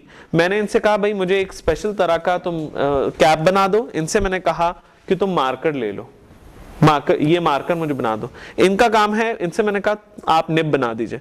अब मैंने उनको सिर्फ इंटीग्रेट किया और सेल किया मार्केट में, ये हो रहा है ना काम। तो इसलिए एक्विजिशन बना दिया गया। क्यों? क्योंकि उन्होंने कहा कि जो पहला डॉक्यूमेंट था ये वाला, वो लार्जली डेवलपमेंट के ऊपर फोकस कर रहा था, सर्विसेज और एक्विजिशन के ऊपर फोकस नहीं कर रहा था। तो किया ये गया कि जी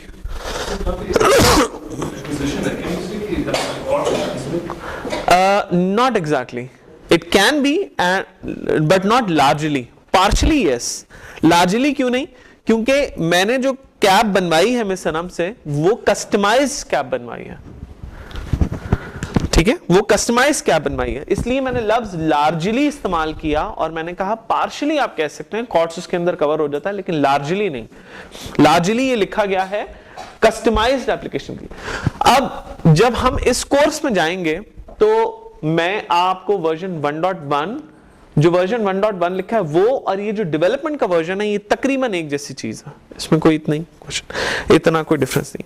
हम सर्विसेज और एक्विजिशन के उसके ऊपर फोकस नहीं करेंगे, ठीक है, क्योंकि सर्विसेज और एक्विजिशन में अगर आपने इसको सही तरह से सीख लिया और इसको जान लिया तो ये और ये आपके लिए पीस ऑफ केक है। क्योंकि इधर आप एक्विजिशन भी कर सकते हैं, डेवलपमेंट करते हुए आप कुछ एक्वायर भी कर सकते हैं और कुछ सर्विसेज भी आप दे सकते हैं। मसलन PTCL मेरी कंपनी को कहता है कि आपने हमें कुछ सॉफ्टवेयर देना है, उस सॉफ्टवेयर को बनाने के लिए हो सकता है मैं कुछ एक्विजिशन भी करूं, ठीक है, और उस सॉफ्टवेयर को बनाने के एंड में PTCL को मैं सर्विसेज भी दूं मेंटेनेंस की। तो मेरा फोकस सबसे ज्यादा इस चीज के ऊपर क्यों है? क्योंकि इस चीज को पढ़ने से आप ये और ये कवर कर लेंगे। लेकिन कॉन्ट्ररी इज नॉट ट्रू, क्योंकि इसको पढ़ने से आपको प्रोडक्शन नहीं समझ आती, इसको पढ़ने से या इसको पढ़ने से आपको, एक्विजिशन को भी पढ़ने से आपको प्रोडक्शन नहीं समझ आती। अब सवाल ये है कि ये क्यों इतनी मुसीबत क्यों हम ले रहे हैं? देखें, कॉन्सेप्ट बड़ा सिंपल है। CMMI कहता है कि अगर मिस अनम ने मुझे अच्छी कैप ना बना के दी ना, तो मेरा मार्कर अच्छा नहीं बनेगा कभी भी। इसीलिए एक्विजिशन इज इक्वली इंपॉर्टेंट, ठीक है।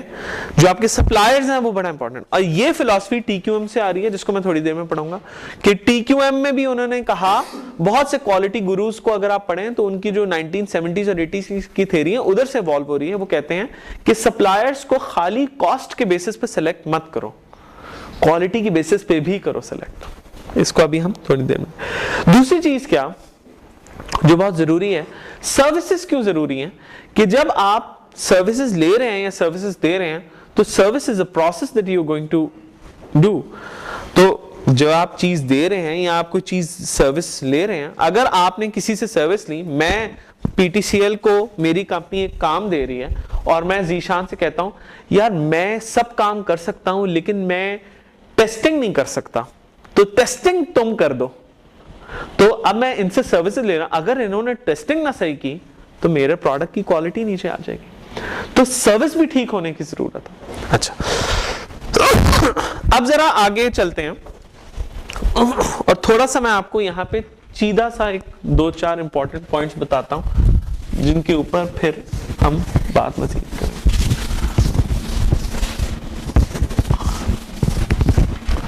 बाय द वे मैंने आप सबको इनविटेशन भेज दिया with an exception of 3 students, क्योंकि इस क्लास में 53 स्टूडेंट्स हैं और याहू ग्रुप्स मुझे 50 भेजने की इजाजत देता, तो मैंने आज अभी भेज दिया 50 स्टूडेंट्स को।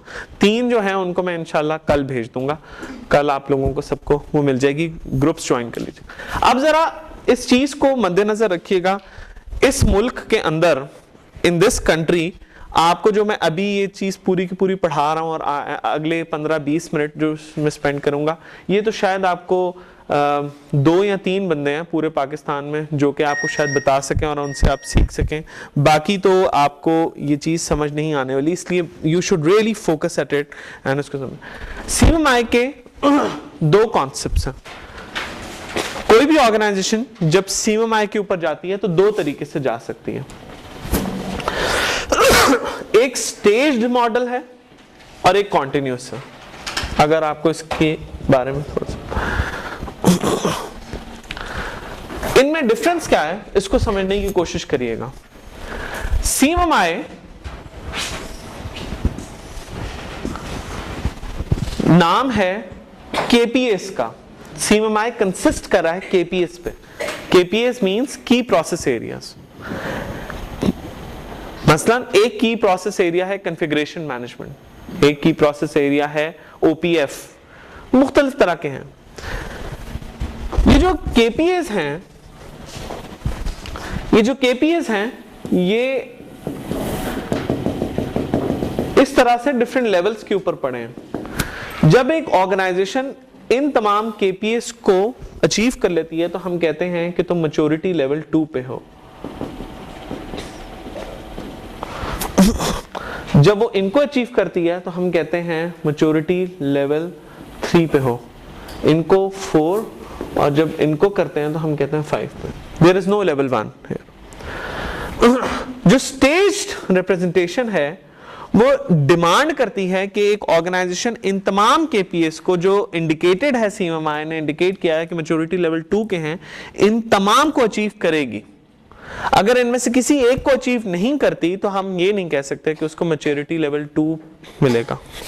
मगर अगर किसी ऑर्गेनाइजेशन पे कोई एक KPA नहीं लागू होता तो कोई फर्क की बात नहीं है, कोई प्रॉब्लम की बात नहीं है, फिर वो उसको छोड़ सकती है। एक कंडीशन है या जैसा लेट्स सपोज अगर हम बात करते हैं 10 KPAs हैं, मसलन लेवल 2 से नीचे 7 है, 7 है ना, ऐसी बात नहीं है, ये पूरा इवैल्यूएट करना पड़ता।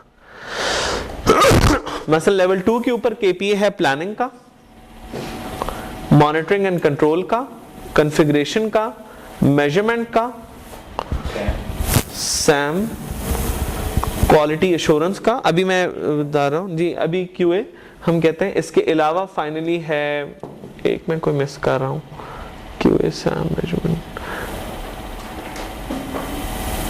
एक कोई और है, I can not recall it right now. अब ये जो 7 KPAs हैं, इसमें से हर KPA को नहीं, इसको आप किसी सूरत नहीं छोड़ सकते, इसको भी नहीं आप छोड़ सकते, आप इसको तो बिल्कुल नहीं छोड़ सकते। इसको भी नहीं आप छोड़ सकते, इसको आप छोड़ सकते हैं। सप्लायर एग्रीमेंट मैनेजमेंट का मतलब है कि अगर एक ऑर्गेनाइजेशन जो डेवलपमेंट कर रही है और बाहर से भी कोई चीज लेती है, अगर वो बाहर से नहीं लेती तो हम कहते हैं इसको छोड़ दो। क्यूए को नहीं छोड़ सकते, यानी कि एक की प्रोविजन है जनरली। हाँ जी, रिक्वायरमेंट मैनेजमेंट, थैंक यू। इसकी भी कोई प्रोविजन नहीं है कि आप इसको छोड़ें, ठीक है। अब ये जो 7 KPAs हैं, इनको अचीव करना है आपने। अब यहां पे समझने की कोशिश करिएगा, हर KPA की स्ट्रेंथ है, मैक्सिमम स्ट्रेंथ है। हर KPA की स्ट्रेंथ को हम कहते हैं कैपेबिलिटी। हर KPA की एक मैक्सिमम कैपेबिलिटी है जिसको आप अचीव कर सकते हैं। कोई KPA ऐसा है जिसकी मैक्सिमम कैपेबिलिटी 2 है, किसी की 3 है, किसी की 4 है, किसी की 5 है। तो हैविंग सेड सो, आपने जब एक ऑर्गेनाइजेशन ने मैच्योरिटी लेवल 2 पे आना है तो उसने इन तमाम KPAs को कम से कम कैपेबिलिटी लेवल 2 तक अचीव करना। इन KPAs को मैच्योरिटी लेवल 2 पे आने के लिए उनको इसकी मिनिमम कैपेबिलिटी 2 अचीव करनी है। देखिए 7 KPAs हैं, हर KPA की कैपेबिलिटी फर्क है। मैच्योरिटी लेवल 2 पे आने के लिए इनकी लोएस्ट कैपेबिलिटी इज 2, इससे नीचे नहीं है। इसका मतलब है मैच्योरिटी लेवल 2 पे आने के लिए इन तमाम KPAs को आपने लेवल 2 तक कैपेबिलिटी लेवल 2 अचीव करना ही करना। जब आप मैच्योरिटी लेवल 3 पे आते हैं तो अगेन कोई 13 KPAs हैं। हर लेवल पे जो है वो डिफरेंट होंगे इनका, हर लेवल पे KPAs डिफरेंट है। 13 नए KPAs इधर हैं इस लेवल पे। जब एक ऑर्गेनाइजेशन मैच्योरिटी लेवल 3 पे आ रही है तो उसने इन KPAs की मिनिमम कैपेबिलिटी 3 अचीव करनी है। और इधर से ऐसे KPAs जिनकी कैपेबिलिटी लेवल 3 तक जा सकती है उनको 3 तक खींच के लाना। समझ आ गई बात? ना लेवल 2 नहीं। फर्ज कर लेते हैं कि इस एक KPA को लेवल 4 तक अगर लेके जा सकते हैं हम, तो अब आप जब 4 पे आ रहे हैं तो यहां पे जो KPA है उसका 4, सपोज अगर 2 KPAs हैं यहां पे, तो इनको तो लेवल 4 पे आपने करना ही करना है, प्लस आपने इसको भी उठा के लेवल 4 तक करना। It's quite a tricky job. और जब मैं ऑर्गेनाइजेशन में जाता हूं लेवल 3 के ऑडिट के लिए, तो वो मुझे 13 KPAs दिखाते हैं, कहते देखिए हमने 13 सारे कर लिए। कहता हूं वेल, वेरी गुड, जरा आप लेवल 2 वाले भी तो दिखाओ कि उनको तुमने तीसरे लेवल पे करना शुरू किया है या नहीं।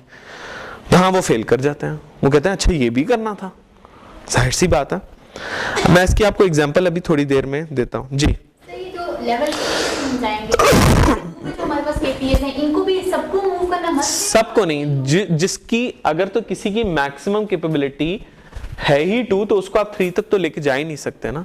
लेकिन अगर किसी की मैक्सिमम कैपेबिलिटी लेवल 4 है तो फिर आपको उसको 3 तक लेके जाना पड़ेगा। हमने 13 पूरे करने हैं, 13 प्लस 7, ये भी और साथ। ओह यस, अब आपने आपके टोटल KPAs 13 प्लस 7 है, ठीक है जी।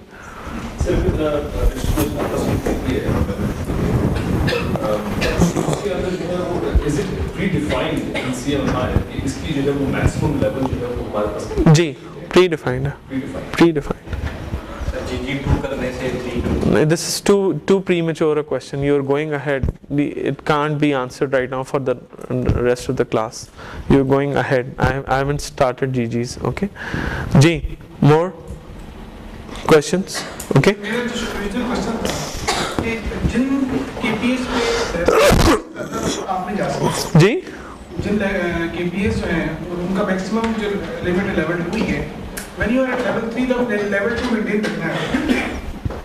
जाहिर सी बात है। आप जब आप लेवल 3 पे आए तो वो KPAs जिनका कैपेबिलिटी लेवल 3 तक जा सकता है उनको तो आपने 3 तक करना है। वो जिनका 3 तक नहीं जा सकता, खाली 2 तक जा सकता है, उनको आपको 2 तक रखना है। क्या मतलब? ये 4 तक जाएगा, ये भी अभी आपको समझाता हूं। अच्छा, तो मैच्योरिटी लेवल में एक ऑर्गेनाइजेशन इस तरह मूव करती है। मैच्योरिटी लेवल, अगर कोई ऑर्गेनाइजेशन मैच्योरिटी लेवल वाइज काम करे तो हम कहते हैं ये स्टेज्ड रिप्रेजेंटेशन पे काम कर रही है और ये एडवाइजेबल है। वी एडवाइस के आप इस पे काम करो।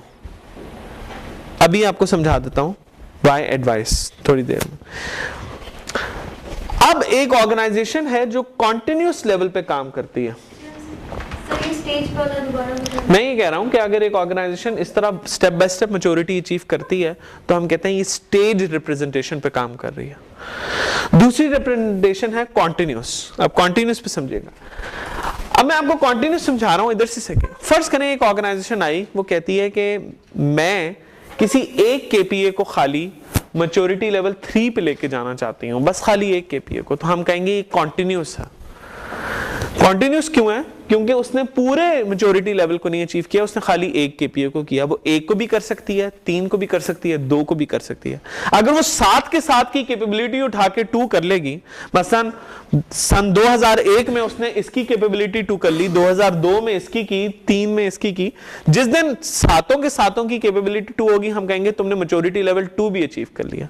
जब तक ऐसा नहीं होगा हम उसे कहेंगे तुमने सिर्फ प्लानिंग के अंदर कैपेबिलिटी लेवल 2 अचीव किया।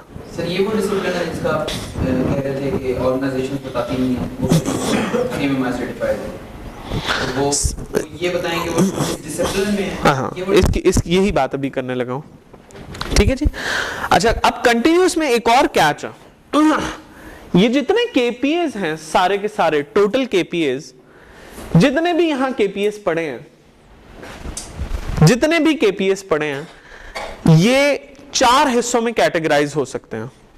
कुछ केपीएस ऐसे हैं जो प्रोजेक्ट मैनेजमेंट से रिलेटेड है, ये एक्सपायर हो रहा है जी, प्रोजेक्ट मैनेजमेंट से रिलेटेड है। कुछ केपीएस ऐसे हैं जो प्रोजेक्ट मैनेजमेंट से रिलेटेड है। कुछ केपीएस ऐसे हैं जो प्रोसेस मैनेजमेंट से रिलेटेड है। ठीक है। कुछ केपीएस ऐसे हैं जो इंजीनियरिंग से रिलेटेड है, और कुछ केपीएस ऐसे हैं जो कि सपोर्ट से रिलेटेड है। अब अगर एक ऑर्गेनाइजेशन, सपोज अज्यूम कर लेते हैं कि ये दो केपीएस इंजीनियरिंग के थे, ये दो केपीएस इंजीनियरिंग के थे, और एक ऑर्गेनाइजेशन कॉन्टिन्यूस लेवल पे जाती है और कहती है कि मैंने इन दोनों केपीएस को लेवल 2 तक अचीव कर लिया है, तो हम कहेंगे इस ऑर्गेनाइजेशन की इंजीनियरिंग की कैपेबिलिटी है 2। सर लेकिन उसके अंदर अगर उसमें नहीं, ये लव स्टेटमेंट देने के लिए कि इंजीनियरिंग में उसकी कैपेबिलिटी 2 है, इंजीनियरिंग के अंदर जितने इंजीनियरिंग के रिलेटेड केपीएस हैं उनको उसने लेवल 2 तक लाना है। इसका मतलब है जब एक ऑर्गेनाइजेशन कंटिन्यूस पे जाती है तो हम क्या कहते हैं उसको? हम कहते हैं XYZ organisation is CMMI certified in version 1.3 in development, in software engineering and system engineering, and has an engineering capability of 2। इसका मतलब है पूरी दुनिया में से उसने सिर्फ छोटा सा काम किया है, लेकिन वो ऑर्गेनाइजेशन बाहर निकलेगी तो कहेगी मैं CMMI सर्टिफाइड हूं। You understand this the catch. तो एक तो आपको ये चीजें, अब यहां तक किसी को कोई क्लैरिटी ना हो, कोई कंफ्यूजन? जी इंजीनियरिंग के वो सारे कर लेते तो मैच्योरिटी लेवल 2 पे आएगा कि वो खाली इंजीनियरिंग में? सॉरी दोबारा से बताइए। ना खाली इंजीनियरिंग में किया ना सर। अगर उसमें सारे केपीएस हों ना, या जरूरी है कि उसमें सारे केपीएस हों? मुझे आपका क्वेश्चन नहीं समझ आया। काम हो रहा है तो उसमें अगर इंजीनियरिंग के 2 केपीएस हैं और वो खाली 2 केपीएस को कैपेबिलिटी लेवल 2 तक अचीव करता है तो हम कहते हैं इसकी कैपेबिलिटी इंजीनियरिंग की 2 है बस। जी दैट इज कॉन्टिन्यूस। मैच्योरिटी में आपने CMMI के गाइडलाइन के मुताबिक तमाम केपीएस को जो लेवल 2 के हैं उनकी कैपेबिलिटी 2 तक करनी है, फिर वो मैच्योरिटी लेवल 2 तक होगी, लेवल 2 ऑर्गेनाइजेशन। ओके ये जो स्टेटमेंट है ना कि मैं एक लेवल 2 ऑर्गेनाइजेशन हूं, लेवल 3 ऑर्गेनाइजेशन हूं, ये आपका पाकिस्तान सॉफ्टवेयर एक्सपोर्ट बोर्ड जो है ना, ये इसके ऊपर जाएं तो वो कहता है ऑर्गेनाइजेशन के नाम दिए हुए हैं, आगे दिया हुआ है लेवल 2 लेवल 3। यार ये तो this is the height of क्या कहते हैं पुअर इंटेलेक्चुअलिज्म। मैं यही कह सकता हूँ कि लेवल 2 दिया हुआ है, लेवल 3 दिया हुआ है, यानी कि हद है बेवकूफ़ी की। मैं तो यही कह सकता हूँ, क्योंकि जब आप कह रहे हैं लेवल 2 है तो एक मेरे टाइप के बंदे के लिए क्वेश्चन है कि लेवल 2 है, मैच्योरिटी लेवल 2 है, एक कैपेबिलिटी लेवल 2 है, किसी एक केपीए में है, किसी 4 केपीए में, कौन से डिसिप्लिन में है, ये तो आपने बताया नहीं। अब XYZ ऑर्गेनाइजेशन लेवल 2 है, भाई किसमें है? सप्लायर में भी है, सर्विसेज में भी है, एक्विजिशन में भी है, IPPD में भी है। खुदा के बंदो, ये तो बता दो कम से कम। अच्छा, इसलिए मैं हर बंदे को कहता हूं कि जब आपने असेस करना होता है, SEI की वेबसाइट पे, सॉफ्टवेयर इंजीनियरिंग इंस्टीट्यूट की वेबसाइट के ऊपर आप हर ऑर्गेनाइजेशन का व्यू कर सकते हैं, कंप्लीट डिटेल्स कि उसकी कब हुई, किस तरह। अगर आप वर्जन 1. अब क्वेश्चन है जी CMMI सर्टिफिकेशन इंपॉर्टेंट क्यों है? ये बात भी बड़ी जरूरी है। देखें, CMMI की जो सर्टिफिकेशन है, अगर एक ऑर्गेनाइजेशन पहली बात तो बहुत सी इंटरनेशनल ऑर्गेनाइजेशंस आपको अब बिजनेस ही नहीं दे रही जब तक आप CMMI सर्टिफिकेशन नहीं ले लेते, पहली बात तो स्टार्ट में। लेकिन जो ऐसी ऑर्गेनाइजेशंस हैं जिस तरह माइक्रोसॉफ्ट जो कि CMMI सर्टिफाइड नहीं है, इसका ये मतलब नहीं है कि उसने सर्टिफिकेशन नहीं कराई भी, लेकिन वो 1.3 की प्रैक्टिसेस तकरीबन सारी कर रही होगी। तो ऑर्गेनाइजेशंस दो तरह की हैं। एक वो ऑर्गेनाइजेशंस है जो दोनों ऑर्गेनाइजेशंस ऐसी हैं जो काम कर रही हैं, अच्छी ऑर्गेनाइजेशंस दोनों CMMI पे काम कर रही हैं। हाँ, एक इम्तिहान दे देती है, एक इम्तिहान नहीं देती। जैसे इन्होंने अगर PMBOK पढ़ लिया है और प्रोजेक्ट मैनेजमेंट की प्रैक्टिसेस 15 साल से कर रहे हैं और ये भी 15 साल से कर रहे हैं, और इन्होंने भी मुझसे ही, दोनों ने मुझसे पढ़ा, इन्होंने PMP का एग्जाम देके सर्टिफिकेशन ले ली, इन्होंने नहीं दी। हम ये नहीं कह सकते कि दोनों ऑर्गेनाइजेशन ये अच्छी है या ये बुरी है, ठीक है। तो एक तो ये, दूसरी बात, कुछ और चीजें जिनको याद रखिएगा। अगर कोई ऑर्गेनाइजेशन कंटिन्यूअस रिप्रेजेंटेशन फॉलो करती है और वो प्रोजेक्ट मैनेजमेंट के अंदर मैक्सिमम कैपेबिलिटी अचीव कर देती है, तो हम ये कहते हैं कि उसने PMBOK के स्टैंडर्ड के मुताबिक 100% काम कर लिया। क्योंकि PMI का जो स्टैंडर्ड है, PMBOK का project management body of manage का जो स्टैंडर्ड है, वो वही बातें आपको तकरीबन कहता है जो कि CMMI प्रोजेक्ट मैनेजमेंट के डिसिप्लिन में आपको कह रहा है। फर्क क्या है? क्वेश्चन है कि ये क्यों बेवकूफी CMMI कर रहा है कि वो दोबारा से लिख रहा, इसको समझिएगा। जो PMBOK है उसमें If Zishan is the project manager, तो हम जीशान को कह रहे हैं भाई ये करो, ये करो, ये करो, ये करो, ये करो। जो CMMI है वो प्रोजेक्ट मैनेजर को खाली फोकस नहीं कर रहा, वो फोकस कर रहा है क्वालिटी वाले को और कह रहा है, इनको कह रहा है ये करो और इनको कह रहा है ये करवाओ। दोनों की राइटअप में फर्क है। लेकिन अल्टीमेटली क्या होगा, अगर एक ऑर्गेनाइजेशन PMI पे खाली काम करती है तो उसकी प्रोजेक्ट मैनेजमेंट प्रैक्टिसेस बेहतर होंगी, और अगर एक CMMI पे भी काम करती है तो क्या होगा, प्रोजेक्ट मैनेजमेंट प्रैक्टिसेस तो बेहतर हो जाएंगी और क्वालिटी वाला उसको स्टैंडर्डाइज भी करा सकेगा सही तौर पर। अच्छा जी, प्रोजेक्ट मैनेजमेंट में लेवल 3 तक आ जाती है, ठीक है। IPPD के भी तो उसका लेवल इंप्रूव होता है, क्योंकि अगर वो IPPD के डिसिप्लिन के अंदर कर रही है तो हो जाए। CMMI में करती है डेवलपमेंट नहीं तो CMMI फॉर डेवलपमेंट IPPD के लिए हो सकता है ना, CMMI फॉर डेवलपमेंट IPPD के लिए हो सकता है, CMMI फॉर डेवलपमेंट SE के लिए भी हो सकता है, इसके लिए नहीं हो सकता। सप्लायर के, in fact CMMI for development supplier के लिए भी हो सकता है, इस पे हम बाद में जरा बात करेंगे, ठीक है। आपको क्वेश्चन जिशान आंसर समझ आया आपको? ओके। हम कंटिन्यूस फॉलो कर रहे हैं, हमारे पास 4 डिसिप्लिन हैं, मेन प्रोजेक्ट मैनेजमेंट में हाई मैच्योरिटी पे लेके जा रहे हैं, लेकिन बाकी प्रोसेस को फोकस नहीं कर रहे, तो हमारे डेफिनेटली बाकी सारे प्रोसेस भी तो अफेक्ट हो रहे हैं। हाँ। अब मैं आगे बोलने लगा था, आपने बोल दिया। कॉन्टिन्यूस, मैंने कहा था स्टेज हम कहते हैं करो, कॉन्टिन्यूस मत करो कंपनीज को। क्यों कहते हैं? क्योंकि जो प्रोजेक्ट मैनेजमेंट का प्रोसेस है, ये प्रोसेस जो पूरा है प्रोजेक्ट मैनेजमेंट का, it is interconnected with other processes too, जैसे कॉन्फ़िगरेशन मैनेजमेंट। अभी जो कॉन्फ़िगरेशन मैनेजमेंट है ये आपका सपोर्ट के एरिया का KPI है। अगर एक ऑर्गेनाइजेशन ने प्रोजेक्ट मैनेजमेंट करना है तो उसको ये काम तो करने ही पड़ेंगे, समझ रहे हैं बात आप मेरी? इसीलिए कॉन्टिन्यूस में मेहनत डबल से ट्रिपल हो जाती है आपकी, क्योंकि अगर आपने एक अच्छा प्रोजेक्ट मैनेजमेंट की कैपेबिलिटी लेनी है तो आपको कुछ काम दूसरे प्रोसेसेस के करने ही पड़ेंगे, बाय हुक और बाय क्रुक, वरना आप चल ही नहीं सकते। इसीलिए हम कहते हैं ऑर्गेनाइजेशंस को कि भाई कंटिन्यूस पे मत जाओ। मैं एक छोटी सी एग्जांपल देता हूं। अगर एक ऑर्गेनाइजेशन मुझे उठ के कहती है कि मैंने खाली प्रोजेक्ट मॉनिटरिंग एंड कंट्रोल को, केपीए को इंप्लीमेंट करना है, तो मॉनिटरिंग एंड कंट्रोल के साथ उसको प्लानिंग तो करनी पड़ेगी। प्लानिंग जो मॉनिटरिंग एंड कंट्रोल है, it will be done against the planning,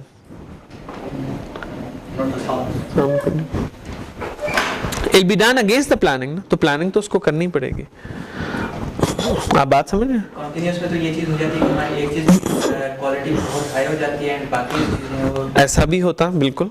yes, this continuous की प्रॉब्लम, उसको चीज करते करते पता भी ना लगे सिक्योरिटी लेवल 2 पे कुछ और भी हो, बिल्कुल हो सकता, पता चलता है। वो फिर बाद में पता लगता है। ठीक है जी। अच्छा जी, sir most of the time deadline better नहीं कि क्वालिटी पे कंप्रोमाइज करेगा। नहीं, this is a wrong statement, this is a Pakistani statement, this is a typical Pakistani statement. अगर आपका प्रोसेस सही डिफाइंड है, क्वालिटी, लफ्ज क्वालिटी है ही नहीं, आप समझे, कोई क्वालिटी का लफ्ज ही नहीं है, कोई क्वालिटी का लफ्ज ही नहीं है।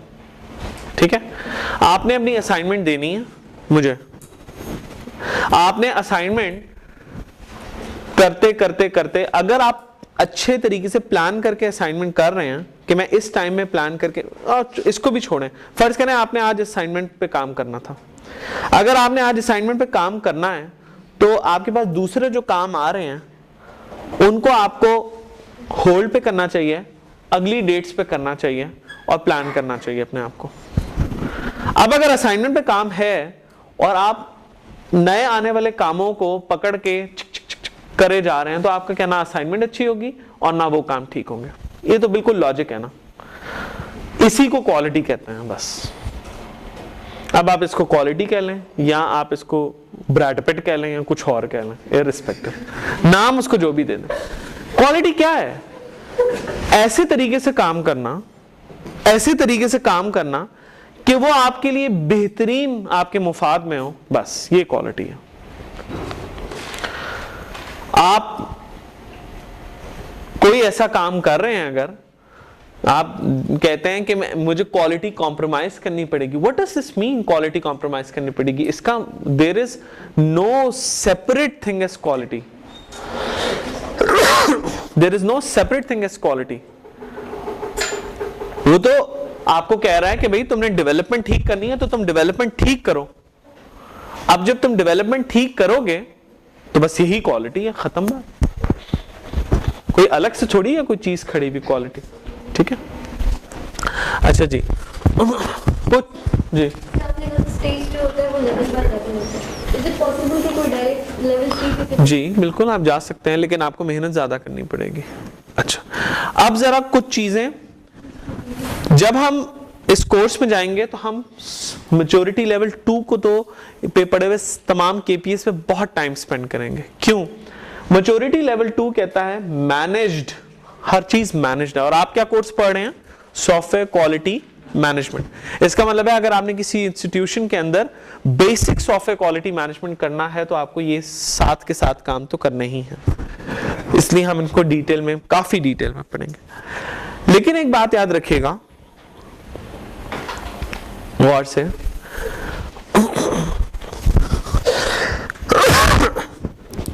अगर एक ऑर्गेनाइजेशन है जिसके अंदर 3 प्रोजेक्ट्स हो रहे हैं, प्रोजेक्ट ए बी सी, तो सीएमएमआई कहता है कि ये वाला केपीए तीनों प्रोजेक्ट्स में होगा,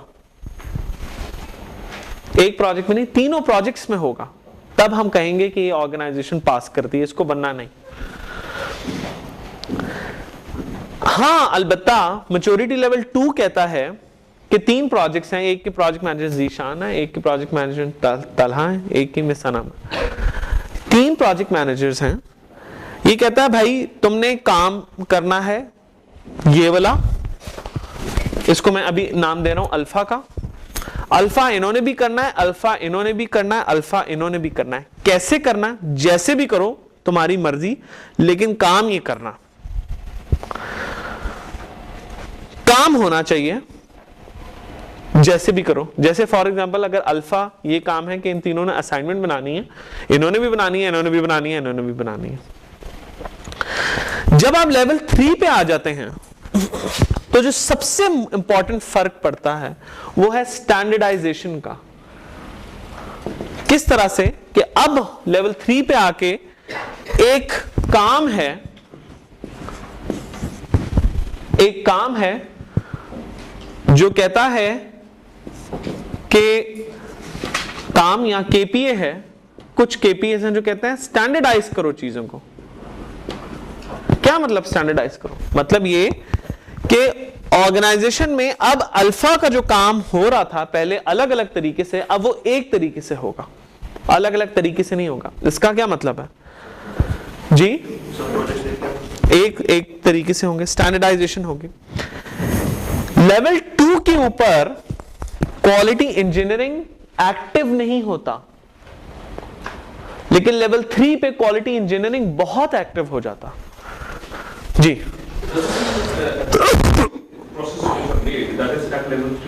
no, let me tell you, ideally जब एक ऑर्गेनाइजेशन का मैं ऑडिट करने जा रहा हूं और उसको मैं कहता हूं कि तुमने काम अल्फा मुझे दिखाना है और वो लेवल 2 के लिए ऑप्ट कर रही है, तो मैंने ये देखा लेवल 2 का प्रोसेस इन्होंने किया है, मैंने उनके आर्टिफैक्ट्स देखे, चीजें देखी उस अल्फा की, इनका मैंने अल्फा के तमाम आर्टिफैक्ट्स देखे, इनके मैंने तमाम अल्फा के तमाम आर्टिफैक्ट्स देखे।